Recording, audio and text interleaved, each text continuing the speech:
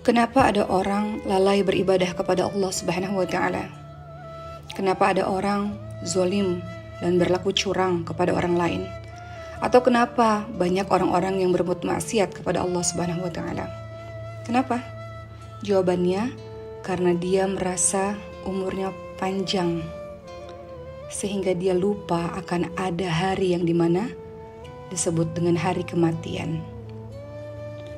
Dalam surah Al-Jumu'ah ayat ke-8 Allah Subhanahu wa Ta'ala berfirman, A'udzu billahi minasyaitonir rajim. Qul innal mauta alladzi tafirruna minhu fa innahu mulaqikum thumma turadduna ila 'alimil ghaibi wasyahadati fayunabbi'ukum bima kuntum ta'malun. Sesungguhnya kematian yang kamu lari daripadanya, ia pasti menemui kamu. Kemudian kamu akan dikembalikan kepada Allah yang mengetahui yang gaib dan yang nyata. Lalu dia berikan atau dia beritakan kepadamu apa yang telah kamu kerjakan. Seseorang yang ingat mati, teman-teman sekalian, maka akan sangat berhati-hati dengan apa yang dilakukannya atau apa yang dikatakannya. Dalam surah Ar-Rahman ayat 26-27 yang sering teman-teman dengar, Kullu man 'alaiha fan wa yabqa wajhu rabbika dzul jalali wal ikram. Semua yang ada di bumi ini akan binasa, dan tetap kekal zat Tuhanmu yang mempunyai kebesaran dan kemuliaan. Suatu hari ada seorang Ansor yang datang kepada Rasulullah SAW, memberikan salam pada Rasul dan bertanya, Wahai Rasulullah, mukmin manakah yang paling baik? Maka beliau pun menjawab, yang paling baik adalah yang paling baik akhlaknya. Lalu mukmin mana yang paling cerdas? Kemudian beliau pun bersabda, yang paling cerdas adalah yang paling banyak mengingat mati dan yang paling baik dalam mempersiapkan diri untuk alam berikutnya. Itulah mereka yang cerdas.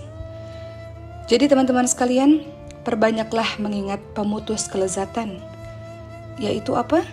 Kematian. Kematian membuat kita berhati-hati dalam melakukan segala sesuatu dalam kehidupan ini, karena kita akan kembali kepada Allah dan mempertanggungjawabkan apa yang telah kita lakukan.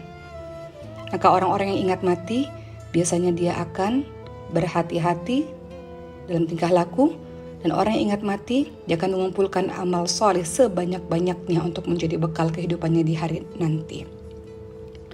Lalu apa manfaat ingat mati, sahabat sekalian? Manfaat ingat mati banyak sekali. Beberapa di antaranya adalah kita pasti akan khusyuk dalam sholat kita. Rasulullah SAW ingatkan sahabat sekalian, ingatlah kematian dalam sholatmu, karena jika seseorang mengingat mati dalam sholatnya, maka dia akan memperbagus sholatnya. Bayangkan sahabat sekalian, kalau teman-teman divonis besok meninggal dunia, kalaulah dokter bisa mengatakan hal demikian, umur Anda sampai besok hari saja, apa yang kita lakukan?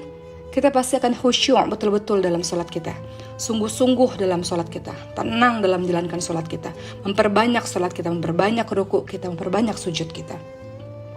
Namun kematian dirahasiakan sahabat sekalian, sehingga seringkali kita lalai dalam sholat kita. Oleh karena itu, sahabat sekalian, kalau kita senantiasa ingat mati, kita pasti akan khusyuk dalam sholat kita. Apa manfaat ingat mati yang berikutnya?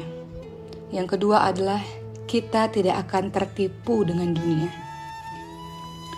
Teman-teman baca dalam surah Ali Imran ayat 185, Allah Subhanahu wa Ta'ala ingatkan, A'udzu billahi minasyaitonir rajim. Wa mal hayatud dunya illa mata'ul ghurur. Apa artinya? Kehidupan dunia ini tidak lain, hanyalah kesenangan yang memperdayakan. Kalau kita ingat mati, maka kita tidak akan tertipu dengan dunia, tidak akan terlena dengan dunia, takut ketika berbuat dosa, takut ketika berbuat maksiat, takut curang, takut zalim pada orang lain. Atau sebaliknya, kita tidak tertipu dengan dunia, maknanya adalah kalau engkau sedang sedih, engkau juga tidak akan sedih berlarut-larut. Karena engkau tahu ketika engkau sedih, engkau sabar, kita tidak tertipu dengan dunia. Semua yang di dunia ini adalah semu. Ketika engkau sabar, dekat kepada Allah Subhanahu wa taala, engkau tahu bahwa kehidupan ini akan sementara, engkau akan dapat kebahagiaan abadi di syurga Allah nanti selama engkau melakukan hal yang Allah perintahkan. Tidak tertipu dengan dunia. Kalau dia diberikan nikmat kepada Allah, dia bersyukur kepada Allah Subhanahu wa taala. Diberikan kesedihan oleh Allah, maka dia tidak sedih berlarut-larut. Dia akan bangkit lagi dengan penuh kesabaran, dengan penuh ketangguhan.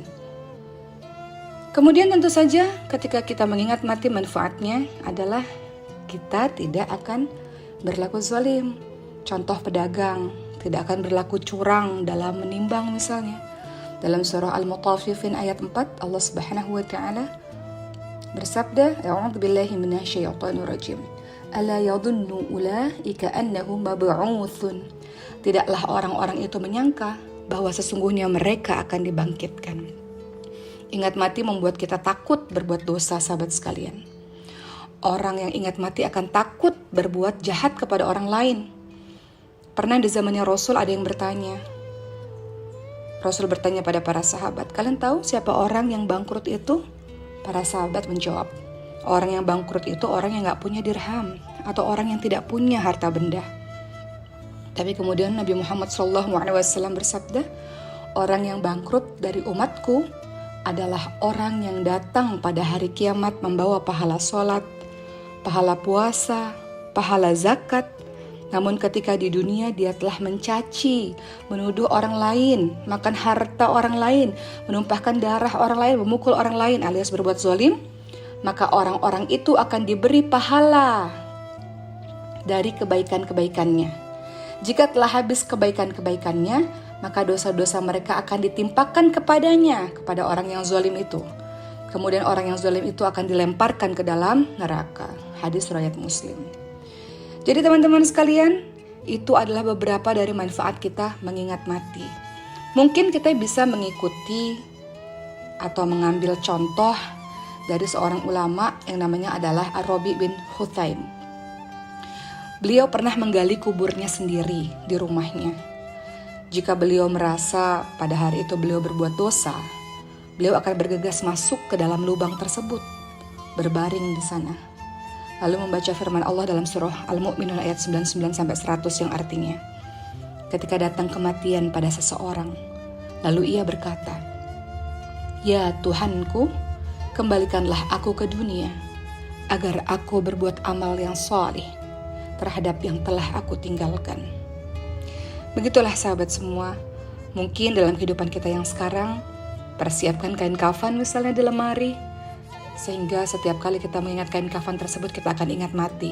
Atau mungkin bisa melakukan apa yang dilakukan oleh Ar-Rabi bin Huthaim tadi, menggali lubang di pekarangan rumah kita atau di belakang rumah kita saat berbuat dosa, masuk ke dalamnya dan rasakan ketika engkau menjadi seorang mayit apa rasanya.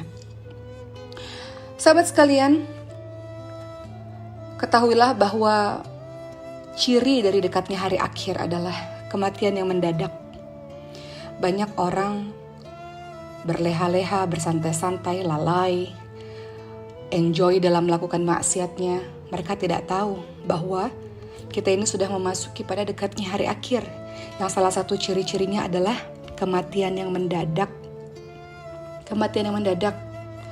Ibnu Mas'ud radhiyallahu anhu berkata, sahabat sekalian, kematian mendadak adalah keringanan terhadap seorang mukmin dan siksaan yang membawa penyesalan terhadap orang kafir. Para ulama mengatakan bagi ahli maksiat, orang yang suka berbuat kejahatan, keburukan, mati mendadak adalah bentuk murka Allah. Tidak ada persiapan kematian dan dia belum bertaubat.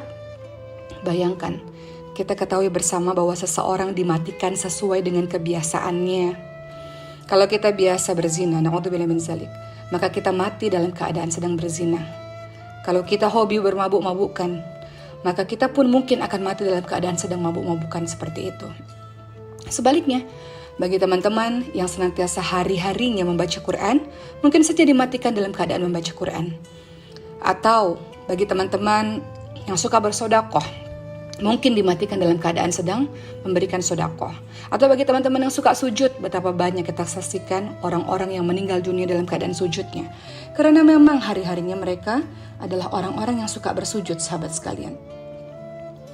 Jadi, waspadalah, kita tidak pernah tahu kapan datang kematian itu kepada kita, sahabat sekalian. Yang kita bisa lakukan adalah senantiasa berbuat baik dan baik seterusnya. Memang Allah Maha Pengampun, betul. Allah mengampuni semua dosa kecuali dosa syirik, betul. Tapi jangan beranggapan berbuat dosa sedikit saja atau sekali saja setelah itu bertaubat kepada Allah. Allah mengampuni semua dosa, betul, tapi masalahnya kita tidak pernah tahu kapan kita dimatikan oleh Allah Subhanahu wa taala. Mungkin saja Allah mematikan kita dalam keadaan kita berbuat maksiat, puluhan tahun ibadah yang kita lakukan sia-sia, sahabat sekalian. Karena seseorang dinilai dari akhir hidupnya. Maka jangan coba-coba untuk berbuat maksiat kepada Allah Subhanahu wa taala karena kita tidak pernah tahu kapan kita dimatikan. Orang yang beriman kepada Allah, kata Rasulullah, ketika dia berbuat dosa, maka dia seperti berada di bawah kaki gunung. Yang gunung itu siap menghancurkan dirinya. Artinya dia sangat takut dalam berbuat dosa. Tapi orang yang durhaka kepada Allah ketika berbuat dosa, dia merasa seperti ada lalat yang hinggap di hidungnya, lalu dia usir begitu saja lalat tersebut. Dianggap remeh-temeh dosa itu.